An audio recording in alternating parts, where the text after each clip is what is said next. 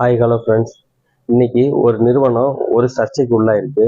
அந்த நிறுவனத்தை பற்றி பேசுகிற எல்லா சோஷியல் மீடியாலையும் சரி, டிவிலையும் சரி, செய்தித்தாள்களையும் சரி, அது ஒரு பான்சி ஸ்கேமு அப்படிங்கிறத பற்றி தான் அவங்க அதை பற்றி நிறைய பேசிட்டு இருக்கிறாங்க.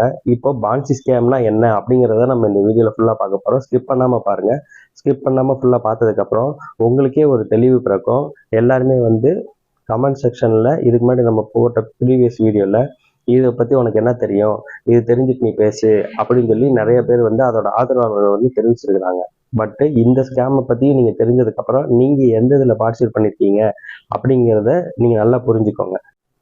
இந்த பான்சி ஸ்கேமுங்கிறது 1700-800 காலகட்டத்திலேயே ரஷ்யாவில் தான் ஃபஸ்ட்டு ஸ்டார்ட் ஆயிடுச்சு.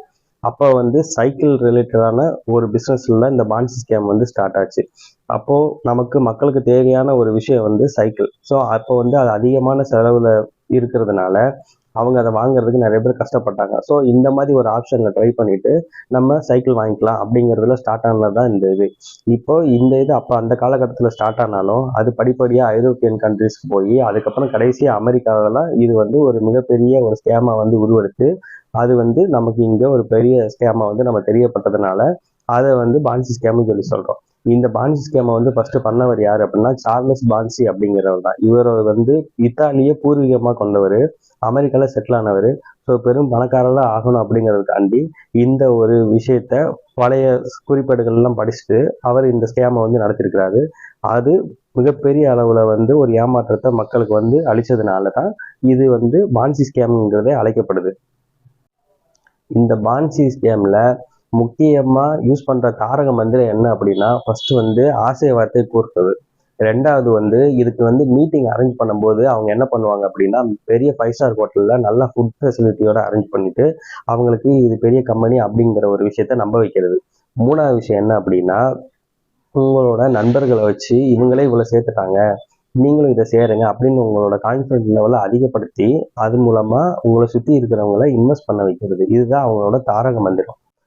அது போக இன்னொரு விஷயத்தையும் அவங்க சொல்றாங்க. என்ன அப்படின்னா, நீங்க குறைஞ்ச முதலீடு, அதிக லாபம், அதே நேரத்துல குறைந்த ரிஸ்க் அப்படின்னு சொல்லி அதையும் சொல்றாங்க. நீங்க கொஞ்சமா இன்வெஸ்ட் பண்ணுங்க, உங்களுக்கு 60-70% அமௌண்ட்டை உங்களுக்கு லாபமாவே தந்துடுறோம் அப்படின்னு சொல்லி அவங்க உங்களோட ஆசை வார்த்தை கூடுறாங்க. நம்ம என்ன பண்ணுவோம், சார் ₹1 இருக்க வேண்டிய இடத்துல நமக்கு ₹60 கிடைக்குது அப்படிங்கிறதுக்காண்டி நம்ம அதில் இன்வெஸ்ட் பண்ணி நம்மளோட அமௌண்ட்டையும் ஏமாந்து மற்ற சுற்றி இருக்கிறவங்களோட அமௌண்ட்டையும் ஏமாத்திட்டு இருக்கோம்.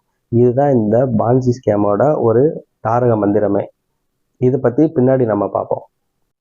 இந்த பான்சி ஸ்கேம் பிரபலம் அடைகிறதுக்கு ஒரு காரணமான விஷயம் என்ன அப்படின்னா, 2 டைப் ஆஃப் விஷயம் தான். இன்டைரக்டா நமக்கு அமௌண்ட் நமக்கு நிறைய கிடைக்குது அப்படிங்கிற ஒரு விஷயம். இன்னும் நீங்க இன்னொருத்தங்கிட்ட போய் வாங்க வேண்டியது அவசியம் இல்லை அப்படிங்கிறது சொல்றதுதான். இப்போ இதை பார்க்கும்போது நம்ம இன்னொரு விஷயத்தையும் தெரிஞ்சுக்கணும். அது என்ன அப்படின்னா, ட்ரெடிஷ்னல் மார்க்கெட்டிங், அது போக நெட்வொர்க் மார்க்கெட்டிங். ட்ரெடிஷ்னல் மார்க்கெட்டிங்கிறது இப்போ நார்மலாக நம்ம ஒரு டூத் பேஸ்ட் வாங்குறோம். டூத் பேஸ்ட் மேனுஃபேக்சரிங் கம்பெனி எங்கேயோ இருக்கும், அது ஹோல்சேல் நேஷனல் ஏஜென்ட்னு ஒருத்தவங்க இருப்பாங்க. அதுக்கப்புறம் நம்ம ஒவ்வொரு படிநிலைகளை கடந்து தான் நமக்கு அந்த அமௌண்ட் ₹10 ஃபிக்ஸ் ஆகுது அப்படின்னா ₹10 நம்ம கொடுத்து வாங்குறோம் நம்ம கஸ்டமர்ஸ். ஆனால் உண்மையாகவே இந்த டூத் பேஸ்ட் மேனுஃபேக்சரிங் காஸ்ட் எவ்வளவா இருக்கும், ஒரு ₹2 இல்லை ₹1 இருக்கும். ஸோ இதைத்தான் நம்ம ட்ரெடிஷ்னல் மார்க்கெட்டிங் சொல்லி சொல்லுவோம். ஃபர்ஸ்ட் என்னன்னா நேஷனல் ஏஜென்ட், ரெண்டாவது ஹோல்சேலர்ஸ், அதுக்கப்புறம் சேல்ஸ் ஃபோர்ஸ், அதுக்கப்புறம் அட்வர்டைஸ்மெண்ட், அதுக்கப்புறம் ரீட்டைலர்ஸ், அதுக்கப்புறம் தான் கஸ்டமருக்கு வருது. ஸோ இத்தனை பேரை கடந்து அந்த பொருள் வரும்போது என்ன ஆகும் அப்படின்னா, நமக்கு எம்ஆர்பி அதிகமான நிலையில வச்சு ஒரு ₹1 தயாரிக்கக்கூடிய பொருளை நமக்கு ₹10 விற்கிறாங்க. ஸோ அதனாலதான் அது ட்ரெடிஷ்னல் மார்க்கெட்டிங். இதுல என்னன்னா லாபம் என்ன ஆகுதுன்னா, ஒவ்வொருத்தங்க இப்போ டிரான்ஸ்போர்ட்டிங் சார்ஜஸும் ஒன்று இருக்கு.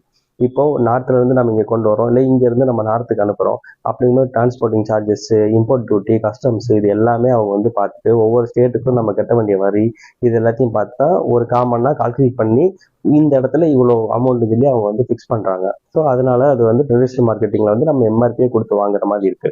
அதே இது நம்ம நெட்வொர்க் மார்க்கெட்டிங் என்ன அப்படின்னா, ரெண்டாவது இப்போ இத்தனை படிநிலைகளை கடந்து நமக்கு ட்ரெடிஷனல் மார்க்கெட்டிங்ல வருது இல்லையா. ஆனா நெட்வொர்க் மார்க்கெட்டிங்ல அப்படி கிடையாது. டைரக்டா மேனுஃபேக்சரிங்கிட்ட ஒருத்தங்கிட்ட ₹1 வாங்குறாங்க, அதே பொருளை வந்து கஸ்டமர்கிட்ட வந்து 10 ரூபாய்க்கு விற்கிறாங்க, இல்லை 5 ரூபாய்க்கு விற்கிறாங்க. இப்போ இந்த எந்த ஒரு ரீட்டைலரோ இல்லை ஹோல்சேலோ எதுவுமே இல்லாததுனால டைரக்டா அது வந்து நமக்கு வந்து கஸ்டமர் அடையிறதுனால ஒருத்தவங்க வாங்கி விற்கிறாங்க இல்லையா, அவங்களுக்கு இந்த இதுக்குரிய மீத 9 ரூபாய் உள்ள லாபமே அவங்களுக்கு போய் சேர்ந்துருது.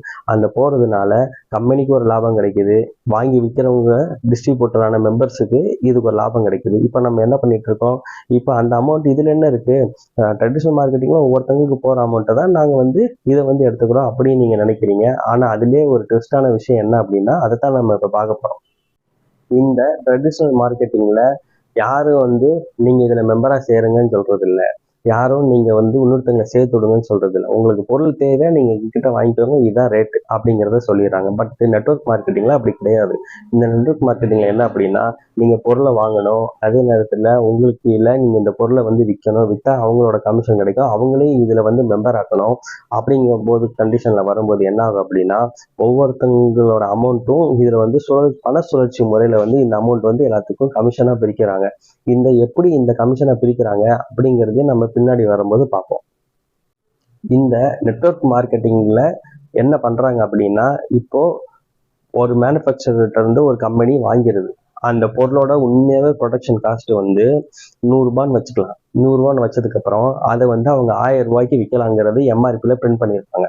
இப்ப அந்த 1000 ரூபாய்க்கு விற்கக்கூடிய பொருளை வந்து இவங்க என்ன பண்றாங்க அப்படின்னா 3500 ரூபாய்க்கு விற்கிறாங்கன்னு வச்சுக்கலாம். இப்ப என்ன ஆகுது அப்படின்னா, இப்போ 1000 ரூபாய் எம்ஆர்பிக்குரிய காசு வந்து நம்ம கொடுத்து 1000 ரூபாய்க்குரிய காசு பொருளை வந்து நம்ம கிட்ட கொடுத்துட்றாங்க, நம்ம அதை வாங்கிக்கிறோம் கஸ்டமர்ஸ். மீது அந்த 2000 ரூபாய் எங்க போகுது அப்படின்னா, ஒரு கம்பெனி வந்து நமக்கு வந்து கொடுத்துருக்காங்க இல்லையா, அதை வித்துருக்காங்க இல்லையா, அவங்களுக்கு அது லாபமா போய் சேர்ந்துருது. மீது அந்த 500 ரூபாய் வந்து அவங்க வச்சிருப்பாங்க. இப்ப நீங்க அடுத்து ஒரு 2 பேரை நீங்க சேர்க்கறீங்க அப்படின்னா, இப்போ இங்க ஒரு 3500 அங்க ஒரு 3500 வந்து சேரும். அந்த 3500 1000 ரூபாய்க்கு பொருள் கொடுத்துருவாங்க, மீதம் 2000 வந்து கம்பெனிக்கு வந்து போய் சேர்ந்துடும். ஆல்ரெடி நீங்க உங்களோட 2000, அதுக்கப்புறம் கீழே 2000 மொத்தம் 6000 அவங்களுக்கு போய் அது போய் நிற்கும்.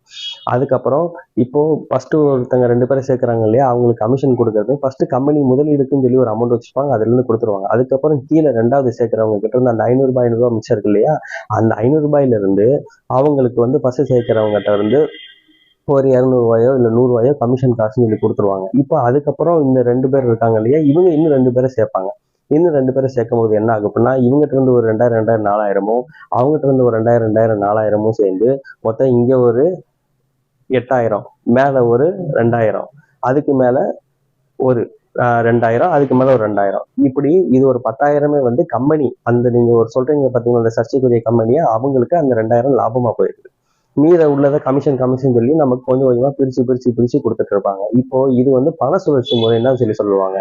ஏன் இதை வந்து எம்எல்எம், ஃப்ராடு, மார்க்கெட்டிங் இந்த மாதிரி அப்படிலாம் சொல்றாங்க அப்படின்னா, இது ஒரு பண சுழற்சி முறை. அதாவது மேல இருக்கிறவங்களுக்கு வந்து அமௌண்ட் கொடுக்கணும் அப்படின்னா, கீழே அடுத்தடுத்த படிநிலையில வந்து சேர்றவங்களோட அமௌண்ட்டை கமிஷன் காசை இவங்க கொடுத்துருவாங்க. ஸோ பொருளையும் விற்கிற மாதிரி ஆச்சு, இந்த கமிஷன் காசை இவங்களுக்கு ரொட்டேஷன் ஆகிற மாதிரி ஆச்சு. இது எந்த கண்டிஷன்ல க்ளோஸ் ஆகும் அப்படின்னா, 2-3 கண்டிஷன்ல. ஒண்ணு, அந்த பொருள் விற்கிறாங்க இல்லையா, அந்த பொருள் வந்து நமக்கு வந்து மேனுஃபேக்சரிங் பண்ண முடியல, அது அங்கிருந்து இம்போர்ட் பண்ண முடியல, அதுக்கப்புறம் வந்து நெட்வொர்க் எங்களுக்கு இஷ்யூ ஆயிடுச்சு, சர்வர் டவுன் ஆயிடுச்சு, ஸோ இந்த மாதிரி கண்டிஷன்ல எங்களால் உங்களுக்கு பணத்தை கொடுக்க முடியல, அதனால கம்பெனி க்ளோஸ் ஆகுது அப்படின்னு சொல்லி சொல்லுவாங்க. ஆனா இதுல உண்மையான விஷயம் என்ன அப்படின்னா, இவங்க ஒரு டார்கெட் வச்சிருப்பாங்க. நம்ம ப்ரீவியஸ் வீடியோல சொல்லியிருந்தோம் என்ன அப்படின்னா, 6000 10,000 இப்படி 15,000 கோடி, இத்தனை கோடி ரூபாய் வந்து டார்கெட் வச்சிருப்பாங்க. அது ரீச் ஆனதுக்கு அப்புறம் இப்ப எல்லாருமே என்ன பண்ணுவாங்க, இன்வெஸ்ட் பண்ணவங்க வந்து ஃபர்ஸ்ட் அமௌண்ட் எடுக்கணும்னு சொல்லிட்டு அடுத்த ஆட்களை சேர்றதையும் ஒரு சிலர் குறைப்பாங்க. அப்படி குறைக்கும் போது என்ன ஆகும்னா, கம்பெனிக்கு அந்த ரொட்டேஷன் பண்றதுக்குரிய அமௌண்ட் வந்து குறையும். அதே நேரத்துல பெரிய முதலீடு, இப்போ 5 லட்சம் 10 லட்சம், இப்போ 1 லட்சத்துக்கு போறாங்க பொருள் விற்கிறாங்க அப்படின்னா, இதே மாதிரி ஒருத்தங்க என்ன சொல்றாங்க, கமெண்ட் செக்ஷன்ல சொல்லியிருந்தாங்க ப்ரீவியஸ் வீடியோல, ஒரு ஆளுக்கு ஒரு ஐடி தான் போட முடியும் அப்படின்னு சொல்லி சொன்னாங்க. அதே இது இன்னொருத்தங்க என்ன சொல்றாங்க, நானே வந்து எனக்கும் 2 ஐடி போட்டு யூஸ் பண்ணியிருக்கேன், என் பையனுக்கு ஒரு ஐடி போட்டு யூஸ் பண்ணியிருக்கேன் ஒரு போன்ல, மொத்தம் 3 ஐடியில எனக்கு 45,000 சம்பளம் வருது அப்படின்னு சொல்லியிருக்கிறாங்க. ஸோ இதுல எதை நம்புறதுங்கிறது உங்களுக்கே தெரியும். நிறைய பேர் நிறைய ஐடி வச்சிருப்பீங்க, ஆனா கமெண்ட் செக்ஷன்ல என்ன சொல்றீங்க, நாங்க அப்படிலாம் ஐடிலாம் யூஸ் பண்ணல அப்படின்னு சொல்றீங்க, கம்பெனியால் அலோவ் பண்ணலன்னு சொல்றீங்க. ஆக்சுவலா மெயில் ஐடியோ ஃபோன் நம்பரோ இருந்தப்போதும் 4-5 நம்பர் வச்சு கூட நம்ம அக்கௌண்ட் ஓப்பன் பண்ணிக்கலாம். இது வந்து நீங்க அதை ஏற்க மறுக்கிறீங்க, அதையும் நீங்க மைண்ட்ல வச்சுக்கணும். இப்போ இந்த அமௌண்ட்டை அடுத்தடுத்து இன்வெஸ்ட் பண்றவங்க பணத்தை எடுக்கணும் அப்படின்னு ரிட்டர்ன் நினைக்கும் போதும் கம்பெனியால வந்து ரொட்டேட் ஃபர்ஸ்ட் என்னன்னா, கீழே சேர்றவங்க குறைஞ்சிடுறாங்க, அதுக்கப்புறம் மேல கொடுக்கறவங்களுக்கு கமிஷன் காசு அவங்க எடுக்கணும்னு சொல்லி நினைக்கிறாங்க. ஸோ இந்த படிநிலைகள் வரும்போது என்ன ஆகுது அப்படின்னா அவங்களுக்கு ரொட்டேட் பண்றதுக்கு அமௌண்ட் வந்து இல்லாம போகுது. ஸோ இந்த கண்டிஷன் என்ன ஆகுதுன்னா ஆர்டிஃபிஷியல் அப்படின்னா அவங்களே ஒரு பிரச்சனை உருவாக்குவாங்க. உருவாக்கி இந்த ஒரு பிரச்சனைனால தான் இது இழுத்து மூடுறோம் அப்படின்னு சொல்லி கவர்மெண்ட் சைட்ல இருந்தோ இல்லை மற்றவங்க மேலேயோ இந்த பழி போட்டு அவங்க க்ளோஸ் பண்றதுக்கும் சான்சஸ் இருக்கு. ஸோ நீங்க என்ன பண்றீங்க அப்படின்னா முடிஞ்ச வரைக்கும் புதுசா ஆள் சேர்க்கிறத ஒரு 4-5 மாசம் தவிருங்க. தவிர்த்ததுக்கு அப்புறம் நீங்க வந்து உங்களுக்கு அமௌண்ட் உண்மையாக கொடுக்குறாங்க அப்படின்னா நீங்க வந்து அந்த இதுல வந்து மத்தவங்களையும் சேர்த்து விடுங்க. இப்பவே எல்லாத்தையும் சேர்த்து விடணும்னு சொல்லி இது பண்ணாதீங்க. இதுல இன்னொரு கமெண்ட் செக்ஷன்ல சொன்ன நண்பர் என்ன அப்படின்னா, அவர் உண்மையை சொல்லியிருந்தார். என்ன அப்படின்னா, இவங்க எல்லாம் இப்படி வீடியோ போடுறதுனாலயும் இந்த டிவியில இப்படி தவறான தகவலை பரப்புறாங்க அப்படின்னு சொல்றதுனாலயும் நிறைய புதுசா ஆளை வந்து சேர்க்க முடியல. அவங்க சேர தயங்குறாங்க. ஏன் சேர தயங்கினாதான் என்ன, ஒரு பிரச்சனை வரும்போது ஒரு 4-5 மாசம் விட்டு பாருங்க. உங்களோட அமௌண்ட் ஃபுல்லா நீங்க எடுங்க. எடுத்ததுக்கு அப்புறம் அந்த எவிடன்ஸ் அவங்ககிட்ட காமிச்சிட்டு நீங்க சேர்த்து விடுங்க. ஏன் இப்பயே வந்து அதை சேர்க்கணும்னு நீங்க நினைக்கிறீங்க? ஏன்னா உங்களுக்குரிய அமௌண்ட்டும் உங்களுக்குரிய கமிஷன் காசும் உங்களுக்கு வராம போயிடுமோங்கிற ஒரு பயமும் இருக்கு. அதே நேரத்துல ஐயோ இந்த அமௌண்ட் நம்ம நிறைய சம்பாதிச்சிட்டோமே, திரும்ப இந்த இது மாதிரி நம்ம எங்க சம்பாதிக்க முடியும் ஒரு ஏக்கமும் இருக்கு. ஆனா உங்களுக்கே தெரியாம என்ன விஷயம் நடக்குது அப்படின்னா, நீங்க வீடியோ பாக்குறதுனாலயோ நீங்க வந்து பொருள் விற்கிறதுனாலயோ உங்களுக்கு காசு வரல. உங்களை நம்பி உங்களுக்கு நிறைய பேர் சேர்றாங்க இல்லையா, அவங்களோட அமௌண்ட் தான் உங்களுக்கு பணமா வருது. யார் ஏமாந்த என்னன்னு சொல்லி நீங்க நினைக்காதீங்க. இது ஒரு கர்மாங்கிறத சுத்தி உங்களுக்கே வரலாம். ஸோ அதையும் நீங்க கவனத்துல வச்சுக்கோங்க. இந்த பான்சி ஸ்கேமுக்கு ஒவ்வொரு காலகட்டத்திலையும் ஒவ்வொரு பேர் வந்திருக்கு. எம்எல்எம் அது அப்படின்னா மல்டி லெவல் மார்க்கெட்டிங், அதுக்கப்புறம் பிரபீன் மார்க்கெட்டிங், அதுக்கப்புறம் டைரக்ட் செல்லிங், அதுக்கப்புறம் என்ன நெட்வொர்க் மார்க்கெட்டிங். இப்போ ஏன் இந்த இதுனா எம்எல்எம்னா ஒரு மீட்டிங் அரேஞ்ச் பண்ணுவாங்க, இந்த பொருளை வித்துருங்க வாங்கிக்கோங்கன்னு சொல்லி சொல்லுவாங்க, நம்மளும் போய் அதில் சேருவோம், நம்ம கான்ஃபிடன்ஸ் லெவலில் அவங்க இது பண்ணுவாங்க, நம்ம நண்பனே நிறைய பேர் சேர்ந்துட்டாங்க அப்படின்னு சொல்ற விஷயம். டைமண்ட், கிரவுனு, கோல்டு அப்படின்னு சொல்லி சொல்ற விஷயம். ரெண்டாவது வந்து பிரமிட் மார்க்கெட்டிங். நீங்க மேல ஒரு ஆள் சேர்ந்துட்டீங்க அப்படின்னா உங்களுக்கு கீழே 2 பேர் சேருவாங்க, அவங்களுக்கு கீழே 2 பேர் சேருவாங்க, அவங்களுக்கு கீழே 2 பேர் சேருவாங்க. அப்படிங்கிற கண்டிஷன் என்ன ஆகுதுன்னா இது ஒரு பிரமிட் மாதிரி ஆகும். அப்ப கீழே இருக்கிறவங்க வந்து மேல டாப்ல உள்ளவங்க வரைக்கும் கமிஷன் வந்துகிட்டே இருக்கும் அப்படின்னு சொல்ற ரெண்டாவது விஷயம். மூணாவது என்னன்னா டைரக்ட் செல்லிங். நீங்க வந்து அங்க மேனுஃபேக்சர் வந்து பொருளை நீங்க நேராவே இங்க வாங்குறீங்க, வாங்கினதுக்கு அப்புறம் நீங்கவே நேராவே கஸ்டமர்கிட்ட விற்கிறீங்க. ஸோ விற்கிறதுனால இந்த லாபம் உங்களுக்கு கிடைக்குது அப்படின்னு சொல்றது டேரக்டா. இப்போ எல்லாருமே டேரக்டா ஒவ்வொருத்தவங்க போய் வந்து வித்துட்டு இருந்தாங்க. அதுக்கு நிறைய கம்பெனிஸ் இருக்கு, ஆம்வே இருக்கு, வெஸ்டீஜஸ் இருக்கு, இப்போ நம்ம பேசுற அந்த நிறுவனமும் இருக்கு. அதுக்கப்புறம் நெட்வொர்க் மார்க்கெட்டிங் வந்து வந்துருச்சு. இப்போ நெட்வொர்க் மார்க்கெட்டிங் இப்போ எல்லாமே டிஜிட்டலைஸ் ஆனதுனால ஒரு அப்ளிகேஷன் ஓப்பன் பண்ணிடுறாங்க. அப்ளிகேஷன் ஓப்பன் பண்ணதுக்கு அப்புறம் இந்த அப்ளிகேஷன்ல அவங்க ஷோ பண்றாங்க, டெய்லி நீங்க இதை பாருங்க, இந்த இதை நீங்க ரிசீவ் கொடுக்கணும், அதனால உங்களுக்கு அமௌண்ட் தருவோம் அப்படிங்கிறதுனாலயும் இது இருக்கு. இது ஏன் நம்ம இப்ப பேசுறோம் அப்படின்னா, போன வருஷம் நாங்களுமே ஏமாந்துருக்கிறோம் நிறைய அமௌண்ட்டை. இந்த மாதிரி இதை நம்ம எங்களுக்கும் சம்பாதிக்கணும் அப்படிங்கிற ஒரு விஷயம் இருக்கு இல்லையா. ஏன்னா அப்படியே எங்களோட அமௌண்ட் நிறைய விஷயம் இழந்திருக்கோம். நிறைய பேர் என்ன சொல்லுவாங்க, நீ ஏமாந்துட்டங்கிறதுக்காண்டி நாங்க ஏமாறாம இருக்க முடியுமா, ஏமாற முடியுமா அப்படின்னு சொல்லி சொல்லுவீங்க. ஆனா நீங்க ஏமாந்துடக்கூடாதுங்கிறதுக்காண்டி தான் நாங்க இந்த விஷயத்த வந்து இப்போ வந்து சொல்றோம். முடிஞ்ச வரைக்கும் கொஞ்சம் மாசத்துக்கு யாரையும் புதுசா சேராதீங்க. உண்மைக்கே அந்த நிறுவனத்து மேல உங்களுக்கு நம்பிக்கை இருக்கு அப்படிங்கிறவங்க புதுசா சேர்க்காதீங்க. நம்பிக்கை இல்லாதவங்க கமெண்ட் செக்ஷன்ல உங்க வழக்கம் போல உங்க கமெண்ட்களை நீங்க பதிவிடுங்க. உண்மையாவே நீங்க தான் யோசிச்சு முடிவு பண்ணணும். இந்த பான்சி ஸ்கேம் நடத்துற நிறுவனத்தோட டார்கெட் யாருன்னு தெரியுமா? Middle class people.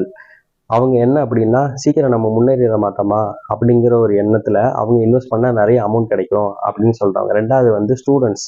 அவங்க வந்து வீட்டுல செலவுக்கு வாங்கி இந்த மாதிரி எக்ஸ்ட்ரா செலவுக்கு வேணும் அப்படிங்கிற கண்டிஷன்னால அவங்க என்ன பண்றாங்க அப்படின்னா அவங்களும் இதை சேர்றாங்க. மூணாவது வந்து இந்த ரிட்டையர்ட் ஆன பீப்புள்ஸ் இருக்காங்க இல்லையா, அவங்க வந்து ஒரு பிக்சட் டெபாசிட்லயோ இல்லை வேற எதுவும் இன்வெஸ்ட் பண்ணா லாஸ் ஆயிருங்கிற கண்டிஷன்ல அவங்கள இவங்க பிரெயின் வாஷ் பண்ணி என்ன பண்ணிடுறாங்கன்னா, நீங்க இப்ப 10,000 கொடுங்க, 50,000 திருப்பி தரோம் அப்படின்னு சொல்லலாம். அப்ப அவங்க என்ன பண்ணுவாங்க, அவங்க கிட்ட ஒரு 5 லட்சம் இருக்கு, அப்ப 10 லட்சமா அவங்க வருமே, அது கொஞ்ச காலத்துல வந்துருமே அப்படின்னு சொல்லி அவங்களும் இன்வெஸ்ட் பண்றாங்க. இப்படி இருக்கிற கண்டிஷன் வரும்போதுதான் இவங்களும் அடுத்தடுத்து ஏமாந்துருக்காங்க. குறிப்பா இல்லத்தரசிகள், மேரேஜ் ஆகி வீட்டுல இருக்க குடும்ப பெண்கள், வீட்டுல அவங்களும் பாவம் வீட்டுல சம்பாதிக்கலாம், நீங்களும் சம்பாதிக்கலாம் அப்படின்னு சொல்லி அவங்க கிட்டயும் ஆசை வார்த்தைகளை கூறி அவங்களையும் ஏமாத்திட்டு இருக்காங்க.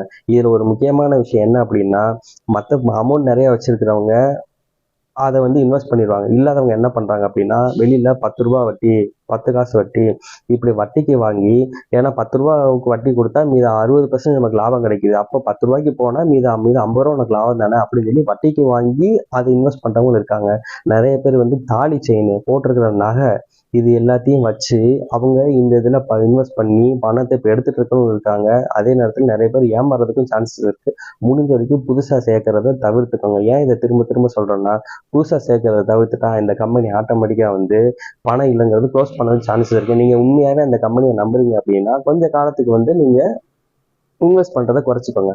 இதுல இன்னொரு விஷயம் என்ன அப்படின்னா, இவங்க மக்களுக்கு நல்லது பண்றாங்க, மக்களுக்கு நல்லது பண்றாங்க அப்படின்னு நிறைய விஷயத்த சொல்றாங்க. சரி நல்லது பண்ணட்டும். இந்த கம்பெனி வந்து ஒரு சேரிட்டி ஓபன் பண்ணிக்கலாம், அந்த ஓப்பன் பண்ணி எத்தனையோ அனாதை ஆசிரமங்கள் இருக்கு, எத்தனையோ பேர் வந்து நடக்க முடியாதவங்க இருக்காங்க. அவங்களுக்கு வந்து அவங்க இந்த பணத்தை வந்து கொடுக்கலாம். ஏன் வந்து இந்த பணத்தை இன்வெஸ்ட் பண்ணியே அவங்க ஃப்ரீயா கொடுக்குறாங்க, இல்ல வீடியோ பார்த்தா கூட எல்லாத்தையும் ஒரு போனை வாங்கி கொடுக்கட்டுமே, வீடியோ பாருங்க நாங்களும் காசு தரோம் அப்படின்னு சொல்லி சொல்லலாம்ல, ஏன் அதை பண்ண மாட்டாங்க? ஏன்னா அவங்களுக்கு இந்த மாதிரி ஆசிரமத்துல இருக்கிறவங்ககிட்டையும் இந்த மாதிரி ஏழாவங்ககிட்டையும் அமௌண்ட் வந்து வராது. ஏன்னா இன்வெஸ்ட் பண்ணா அவங்களால முடியாது. அப்படின்னா எப்படி அவங்களால அமௌண்ட்டை ரொட்டேட் பண்ண முடியும்? நீங்க இந்த விஷயத்த நீங்களே பண்ணி பாருங்க. நீங்களே அந்த நிறுவனத்துல கேளுங்க. இந்த மாதிரி நீங்க இது இப்படி பண்ணிருக்கலாமே, இந்த விஷயத்தையும் பண்ணுங்க, நாங்களும் அதுல ஜாயின் பண்ணிக்கிறோம், இவங்களையும் ஜாயின் பண்ணுங்க, ஃப்ரீயாவே பண்ணுங்க. நீங்க எப்படியும் காசு நிறைய கொடுக்க போறீங்கன்னு ஆயிப்போச்சு. அப்ப நீங்க இது ஃப்ரீயாவே பண்ணுங்க, ஃப்ரீயா சேர்ந்துக்கலாம், ஃப்ரீயா உங்களுக்கு இவ்வளவு காசு தரோம்னு சொல்றோம் இல்லையா, அது இன்வெஸ்ட் பண்றதுக்கு நாங்க தெரிஞ்சுதான் இன்வெஸ்ட் பண்றோம் நீங்க சொல்றீங்க. ஆனா அந்த இன்வெஸ்ட் பண்ற அமௌண்ட்டும் உங்களுக்கு தெரியாமலே நீங்க அவங்க கிட்ட கொடுத்து ஏமாந்துட்டு இருக்கீங்க. அதையும் நீங்க கவனத்துல வச்சுக்கோங்க. இந்த மாதிரி ஸ்கேம் பண்றவங்களுக்கு முதலீடு பண்றவங்களே புதுசா இதுல ஜாயின் பண்ற மெம்பர்ஸும் அதிகப்படியான பொருட்கள் வாங்கி இன்வெஸ்ட் பண்றவங்க தான். ஸோ முடிஞ்ச வரைக்கும் அதை தவிர்த்துக்கோங்க. இதுல இன்னொரு ஒரு விஷயத்தையும் நம்ம பார்க்க போறோம், அதையும் இப்ப பார்ப்போம். இந்த மாதிரி இன்வெஸ்ட்மெண்ட்டோ இல்ல பண சுழற்சி முறையோ கண்காணிக்கிறதுக்கு இந்தியன் கவர்மெண்ட்ல செபிங்கிறதும் ஆர்பியும் ரூல்ஸ் வந்து கிரியேட் பண்ணியிருக்காங்க. அதை நிறைய பேர் இப்ப ஃபாலோ பண்றதே இல்லை. அதுல அதை ஸ்டாப் பண்றதுக்கு நிறைய சட்டங்களும் ஏற்றி இருக்கிறாங்க. அதை இப்ப நம்ம பின்வருமாறு பார்க்கலாம். இந்த இன்வெஸ்ட்மெண்ட்லாம் என்ன சொல்லுது அப்படின்னா, 1978ல பண சுழற்சி மற்றும் பரிசு குழுக்கள் திட்டங்கள் தடை சட்டம்ங்கிறத ஒரு விஷயத்த ஏற்றிருக்கிறாங்க. அதுவும் இதுலதான் வருது. ரெண்டாவது என்ன அப்படின்னா, 2019ல ஒழுங்குபடுத்தப்படாத வைப்பு திட்டங்கள் தடை சட்டம். ஏன் அப்படின்னா, இப்போ இன்வெஸ்ட் பண்றது இல்ல பேங்க்ல இது பண்றதுன்னு போட்டு வைக்கிறதெல்லாம் அதுக்குன்னு ஒரு சில ரூல்ஸ் இருக்கு. அந்த ரூல்ஸ் இல்லாம நிறைய வந்து ஸ்கேம் நடந்து இந்த மாதிரி ஒவ்வொரு இதையும் பண்ணி நிறைய பேர் ஏமாந்துட்டு இருக்கிறாங்க. நிறைய தற்கொலைகள் நிகழ்ந்துட்டு இருக்கு. ஸோ அந்த இதனால அந்த வைப்பு திட்டங்கள் தடை சட்டம்ங்கிறதையும் ஏற்றிருக்கிறாங்க. 2013ல பொருளாதார குற்றப்பிரிவு மற்றும் மத்திய புலனாய்வு பிரிவும் இதோட சட்டங்களை ஏற்றி ஸ்ட்ரிக்டா ஃபாலோ பண்ணிட்டு இருக்காங்க. இது அவங்களுக்கு தெரிய வரும்போதுதான் கேஸ் ஃபைல் ஆகுது, அவங்க மேல அரெஸ்ட் நடக்குது. தெரியாத பட்சத்துல அவங்க க்ளோஸ் பண்ணிட்டு போயிடுறாங்க. இந்த பான்சி ஸ்கேம்ல பயனடைகிறவங்களும் இருக்காங்க. 100%ல வெறும் 13% பேர் தான் அவங்க போட்ட பணத்தை ஓரளவுக்கு எடுக்க முடியுது. ஃபுல்லா பயன் அடைஞ்சவங்க 0.03% தான். மீத 87% வந்து ப்ராஃபிட்காக இன்வெஸ்ட் பண்ணி அந்த லாஸ்ட் டைம்ல க்ளோஸ் ஆகி பாதி பணம் எடுத்து பாதி பணம் எடுக்க முடியாம க்ளோஸ் ஆகுது இல்லையா, அவங்க தான் மேக்சிமம் இதுல வந்து லாஸ் தான் அதிகமா வருது. ஸோ இதையும் நீங்க வந்து கவனத்துல வச்சுக்கோங்க. நீங்க இந்த ஒரு விஷயத்தையும் ஞாபகம் வச்சுக்கணும். என்ன அப்படின்னா, நம்மளோட நண்பர் ஒருத்தர் வந்து அவரோட ஸ்டேட்டஸ்ல வந்து வச்சிருந்தாங்க. அந்த சர்ச்சைக்குரிய நிறுவனத்தோட கம்பெனியோட ஸ்டேட்டஸ் தான். எனக்கு இதுல இருந்து 50,000 எனக்கு வந்துருச்சுன்னு சொல்லி ஒரு ஸ்கிரீன்ஷாட் அனுப்பிச்சிருந்தாங்க. அதுல கிரெடிட்டட் ஃப்ரம்னு சொல்லிட்டு ஒரு கம்பெனி நேம் இருந்துச்சு. அது வந்து அந்த சர்ச்சைக்குரிய நிறுவனத்தோட பேர் கிடையாது, லெனின் மார்க்கெட்டிங்கிற ஒரு பேரு. இந்த மாதிரி ஸ்கேம் பண்ண வேண்டிய ஒரு சில கம்பெனிஸ் என்ன பண்ணுவாங்க அப்படின்னா, டைரக்டா அந்த கம்பெனில இருந்து நெஃப்டோ எந்த இதுவுமே அவங்களுக்கு சம்பளமாவோ கமிஷனாவோ டிரான்ஸ்ஃபர் பண்ண மாட்டாங்க. இவங்க இன்னொரு ஒரு கம்பெனி நேம்ல இருந்து ஓபன் பண்ணி நிறைய விர்ச்சுவல் பேமெண்ட் அக்கௌண்ட் ஓபன் பண்ணி அதுல இருந்து தான் இந்த அக்கௌண்ட் வந்து உங்களுக்கு டிரான்ஸ்ஃபர் பண்ணுவாங்க இந்த ஒரு அமௌண்ட்டை. ஏன் அப்படின்னா, ஒரே அக்கௌண்ட்ல இருந்து இவ்வளவு அமௌண்ட் டிரான்ஸ்ஃபர் ஆகுது அப்படின்னா அவங்க இந்தியன் கவர்மெண்டோட சில சட்டத்திட்டங்களுக்கு வந்து அவங்க உட்பட்டாகணும். இதனால என்ன பண்ணுவாங்கன்னா, அவங்களுக்கு வர்ற அமௌண்ட்டை வந்து வெவ்வேறு இதுல பிரிச்சு அந்த இதுல இருந்து உங்களுக்கு அமௌண்ட் வர்ற மாதிரி தான் பண்ணுவாங்க. ஸ்கேம் பண்ற கம்பெனி இந்த மாதிரி முறைகளை தான் ஃபாலோ பண்ணுவாங்க. ஸ்கேம் பண்ணாத கம்பெனி வந்து டைரக்டா அவங்களோட அக்கௌண்ட்ல இருந்து டிரான்ஸ்ஃபர் பண்ணுவாங்க. இப்போ ஒரு இடத்துல பார்ட்னர்ஷிப்பாவோ இல்ல ஒரு இடத்துல வேலை பார்க்குறோம் அப்படின்னா அந்த கம்பெனியோட அக்கௌண்ட்ல இருந்து தான் உங்களுக்கு சம்பளமே வரும். ஆனா இந்த மாதிரி ஸ்கேம் பண்ற கம்பெனில இருந்து டைரக்டா அந்த கம்பெனி நேம் இல்லாம வேற வேற இதுல இருந்து வரும். இதை தெரிஞ்சவங்க இது ஒன்றும் பிரச்சனை இல்லைன்னு நினைப்பீங்க. ஆனா ஒவ்வொரு இதையும் நீங்க செக் பண்ணி பாருங்க. இன்னைக்கு ஒரு நேம் இருக்கும், நாளைக்கு ஒரு நேம் இருக்கும். அதுதான் இதுக்குரிய ஸ்கேமுக்குரிய முக்கியமான ஒரு விஷயமே. புரிஞ்சுக்கோங்க. நீங்களே உங்களோடதை செக் பண்ணிக்கோங்க, தெளிவா இருந்துக்கோங்க. தயவு செஞ்சு ஏமாறாதீங்க.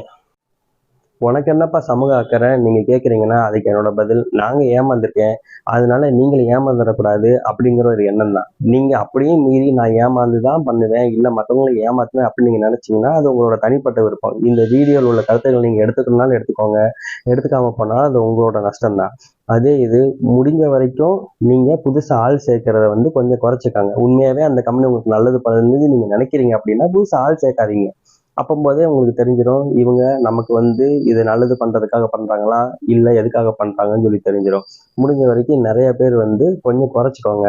இல்ல நான் அந்த கம்பெனியை நம்பவே இல்லை அப்படின்னு நீங்க சொல்றீங்க அப்படின்னா கமெண்ட் செக்ஷன்ல நீங்க ஆட்டோமேட்டிக்கா வந்து உங்களோட கமெண்ட்ஸ் தெரிவிக்கலாம். நல்ல விதமா கமெண்ட் செக்ஷன்ல கமெண்ட் தெரிவிக்கிறவங்க வந்து கம்பெனியை முழுசா நம்புறாங்கன்னு நான் எடுத்துக்கிறேன். இல்ல உனக்கு என்னப்பா தெரியும் இது இதுன்னு சொல்லி நீங்க நெகட்டிவான கமெண்ட்ஸை நீங்க தெரிவிக்கிறீங்க அப்படின்னா ஆட்டோமேட்டிக்கா நீங்க அந்த கம்பெனியை நம்பல பயத்துலதான் இருக்கீங்கிறத நான் எடுத்துக்கிறேன். இது எல்லாருமே சோசியல்ல பாக்குறவங்க தான் அவங்களும் எடுத்துக்குவாங்க. உங்களோட பயத்தை நீங்க தெரிவிக்கிறீங்க அப்படிங்கறத எடுத்துக்கலாம். ஆதங்கப்படாதீங்க. கொஞ்சம் அறிவா யோசிங்க. மத்தவங்க சொல்ற கருத்தையும் கொஞ்சம் யோசிச்சு நீங்க சுயமா முடிவெடுங்க. அதே நேரத்துல மத்தவங்க கிட்ட இந்த விஷயத்த கொண்டு போங்க. இந்த வீடியோ உங்களுக்கு பயனுள்ளதா இருக்கும்னு நான் நினைக்கிறேன். பயனுள்ளதா இருந்தாலும் இல்லைனாலும் லைக் பண்ணுங்க. அதே நேரத்தில் நல்ல விதமா கமெண்ட் பண்ணுங்க. அதே நேரத்தில் சப்ஸ்கிரைப் பண்ணுங்க. உங்களுக்கு வேற ஏதாவது ஒரு டெக்னாலஜி ரிலேட்டடாவோ இல்லை வேற ஏதோ ஒரு ரிலேட்டடாவோ உங்களுக்கு வந்து கேள்விகள் இருந்துச்சுன்னா கமெண்ட் செக்ஷன்ல தெரிவிங்க. அதை வந்து நம்ம சர்ச் பண்ணிட்டோ இல்லை அது சம்மந்தப்பட்ட வல்லுநர்கள்ட்ட கேட்டு தெரிஞ்சுக்கிட்டோ உங்களுக்கு அது சம்மந்தப்பட்ட வீடியோ வந்து நம்ம போஸ்ட் பண்ணலாம். மறக்காம பெல் ஐக்கானை கிளிக் பண்ணிடுங்க. சப்ஸ்கிரைப் பண்ண மறந்துடாதீங்க. நன்றி.